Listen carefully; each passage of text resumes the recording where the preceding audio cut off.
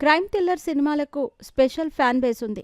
అందుకే తెలుగుతో పాటు మిగతా భాషల్లోనూ ఇప్పుడు ఇవే జానర్ సినిమాలు తెరకెక్కుతున్నాయి. మరీ ముఖ్యంగా ఓటీటీలో ఈ రకమైన సినిమాలకే ఎక్కువగా ఆదరణ ఉంటుంది. ఇప్పుడు మనం మాట్లాడుకోబోయే సినిమా కూడా క్రైమ్ థ్రిల్లర్ జానర్కి చెందినదే. ఇది ఒక కోలీవుడ్ సైకో థ్రిల్లర్ మూవీ. గతంలో తమిళంలో వచ్చిన రాక్షసన్, పోర్ తళిల్ సినిమాలకు ఏమాత్రం తీసిపోదు. సినిమా కథ విషయానికొస్తే ఇందులో ఒక సైకో కిల్లర్ నగరంలో అనేక మంది అమ్మాయిల్ని కిడ్నాప్ చేసి అత్యంత పాశవికంగా హత్య చేసి తప్పించుకు తిరుగుతూ ఉంటాడు. అదే సమయంలో ధైర్యం, మొండితనం ఉన్న సిన్సియర్ పోలీస్ ఆఫీసర్ అయిన హీరోకు ఈ సైకో కిల్లర్ పట్టుకునే బాధ్యతలు అప్పగిస్తారు.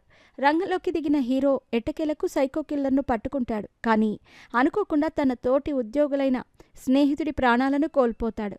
దీంతో డిప్రెషన్ బారిన పడిన హీరో డిపార్ట్మెంట్ నుంచి తప్పుకుంటాడు. తన స్నేహితుడి చెల్లెల్ని వివాహం చేసుకుని కాఫీ షాప్ ఓపెన్ చేసుకుంటాడు. అయితే జైలు నుంచి తప్పించుకున్న సైకో కిల్లర్ మునుపటి పనుల్నే కొనసాగిస్తాడు. నగరంలో అమ్మాయిల దారుణ హత్యకు గురవుతారు. అయితే ఈసారి సైకో కిల్లర్ ఏకంగా హీరో ఫ్యామిలీని టార్గెట్ చేస్తాడు. మరి ఆ తర్వాత ఏం జరిగింది? సైకో కిల్లర్ పట్టుకునేందుకు హీరో ఏం చేశాడు? ఈ క్రమంలో అతనికి ఎలాంటి సవాళ్లు ఎదురయ్యాయి అన్నది తెలుసుకోవాలంటే ఇరైవన్, తెలుగులో గాడ్ సినిమా చూడాల్సిందే.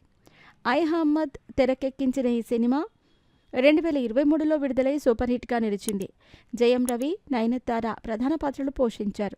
స్మైలింగ్ కిల్లర్గా బాలీవుడ్ నటుడు రాహుల్ బోస్ నటించాడు. స్టోరీ చదువుతుంటేనే చూసేలా అనిపిస్తున్న ఈ సైకో క్రైమ్ థ్రిల్లర్ మూవీ ప్రముఖ ఓటీటీ ప్లాట్ఫామ్ నెట్ఫ్లిక్స్లో అందుబాటులో ఉంది.